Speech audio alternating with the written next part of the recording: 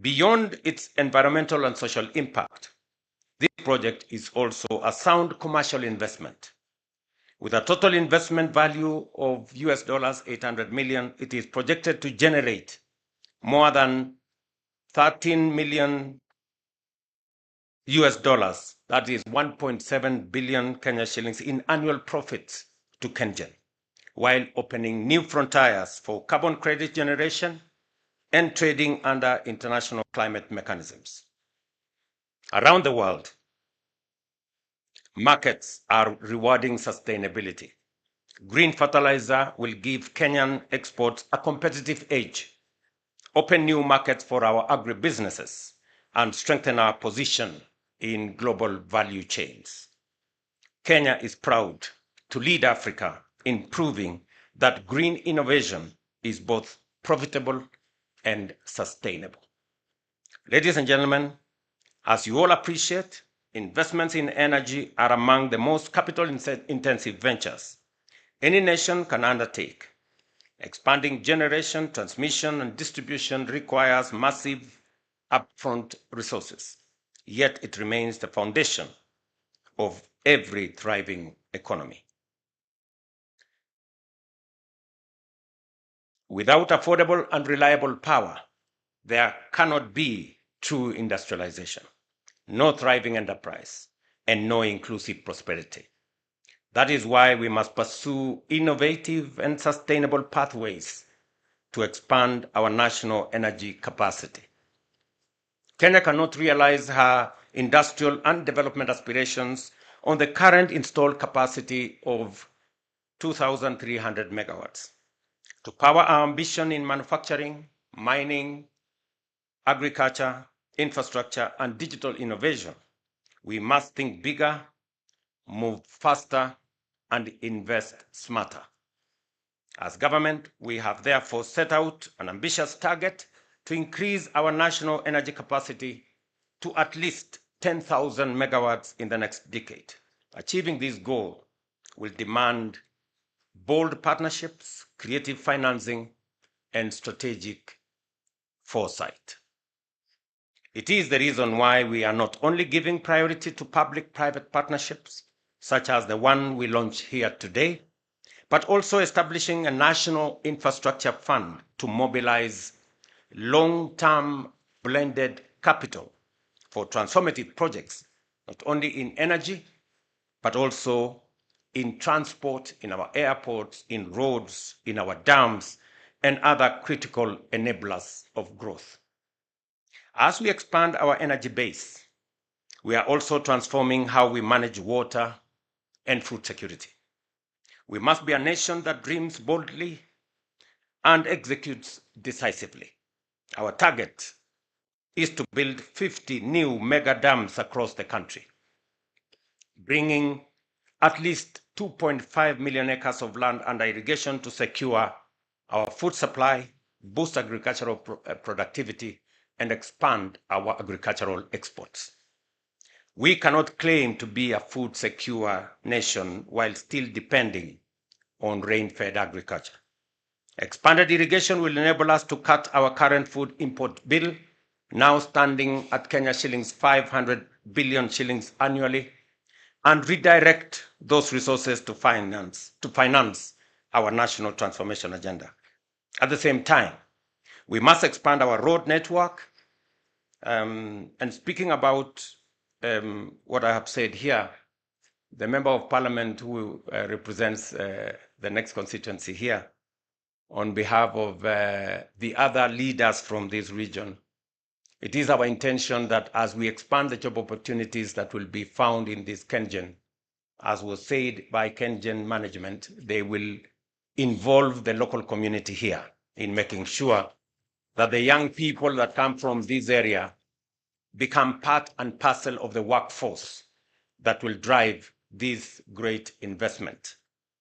Let me also say that as we expand our generation from geothermal, I'm very happy that there's a lot of expertise that has been built at KenGen on dam construction, As we do the 50 megawatt mega dams, we should be able to generate an extra 2,000 megawatts of energy and also store enough water to irrigate 2.5 million acres of land.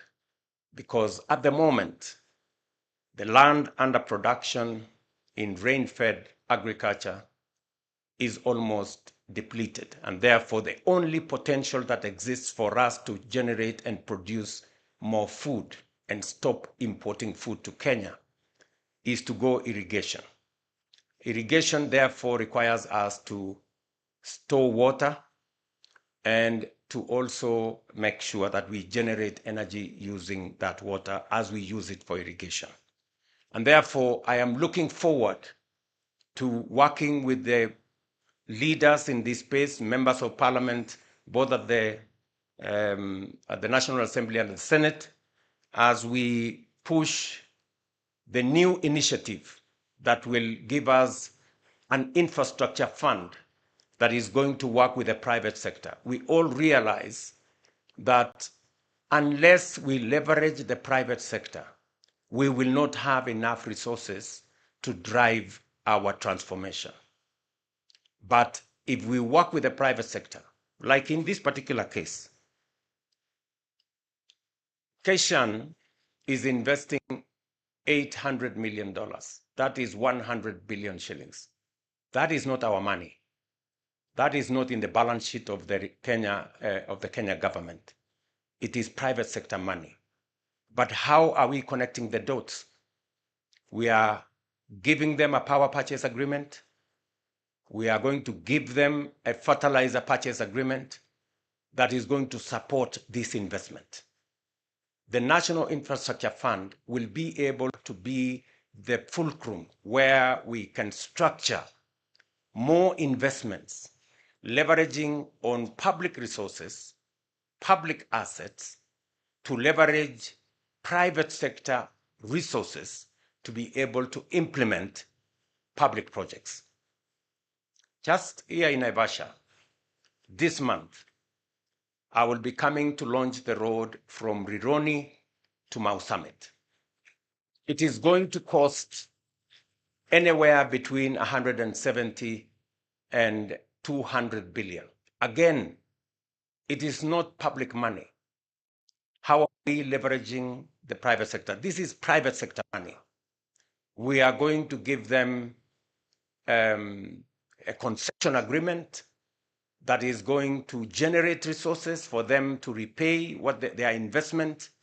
And this is the kind of innovation and creativity that we need in the public sector for us to use public assets, public resources to leverage 3, 4, 5 times private sector resources to be able to drive our transformation. It is no longer possible for us to borrow money to build a road like the one we are going to build here from Rironi to Mau Summit. If we were to borrow 200 billion shillings, we would have to close our books and do nothing else. So it is important for us to know, how are we going to think outside the box?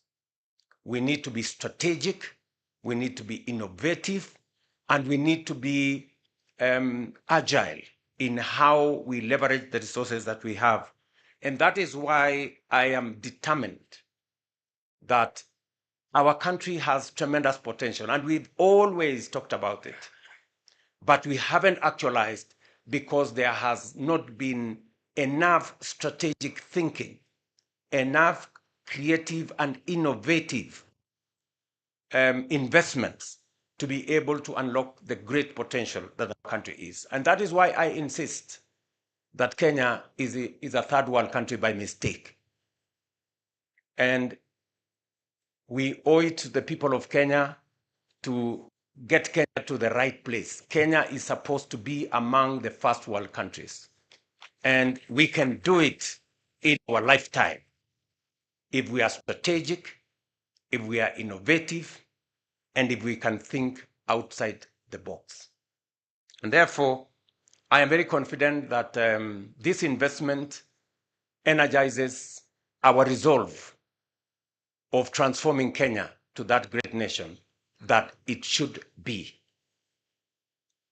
When I say that we should expand, and this is the plan that I'm going to lay out to the people of Kenya, that we should have at least a minimum of 1,000 kilometers of dual carriageway tolled so that we can have enough superhighways in Kenya. I have instructed the Ministry of Roads to work on the first 10,000 kilometers priority list and another 10,000 kilometers phase 2, so that instead of haggling about 2 kilometers here, 10 kilometers there, 20 kilometers here, and we are scrambling and there is negative competition, we should be bold and do between 10 and 20,000 kilometers so that we can connect every part of Kenya and make every region believe that they belong to one great nation called Kenya. At the same time, I will be, and I'm happy that the members of parliament are here. When you go back to parliament, you will find on your desk a proposal from me on sovereign wealth fund and national infrastructure fund, because that is how we are going to move Kenya from a third world country to a first world country. I remember the other day when I said we need about 4 trillion shillings to be able to do our roads, to be able to do 10,000 kilometers of 10,000 megawatts of energy, and to be able to do 2.5 million acres of irrigation. Many people think that 4 trillion shillings is not feasible. If this project alone is 100 billion, I mean, 4 trillion is just around the corner. And I'm going to show you how we are going to get 4 trillion and transform this nation. Already, as I talk to you, I remember when I was in Ethiopia, and I mentioned that we have signed contracts of $4 billion under our housing program. Many people question the statistics. I want to repeat. Let me put it in Kenya shillings. $4 billion is roughly close to beyond 500 billion Kenya shillings, almost 600. That is the contracts we have signed in our housing, in our markets, in our hostels. And we have done it using our own resources. We have not borrowed a shilling from anybody. That is how you transform a nation. And that is how we're going to move Kenya from a third world country to a first world country in our lifetime, by doing the innovative stuff, by working with creativity, by having strategic foresight.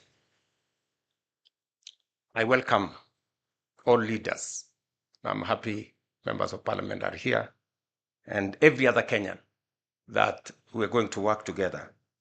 This is the scale of our ambition and the measure of our determination to build a modern, food secure nation supported by world-class infrastructure that powers opportunity and prosperity for every Kenyan.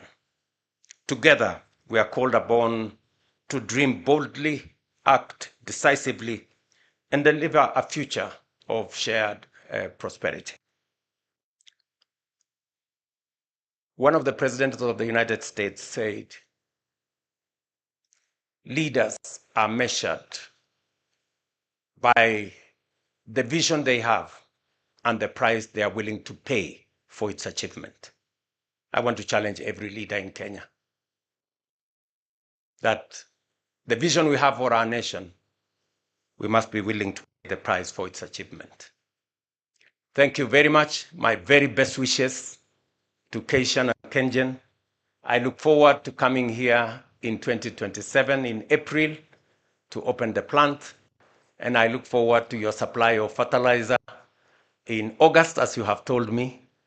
I want to be the first farmer to use green fertilizer from our own resources. Thank you very much, and God bless you. One more round of applause for His Excellency's wonderful speech. May I request that we take our seats briefly? Your Excellency.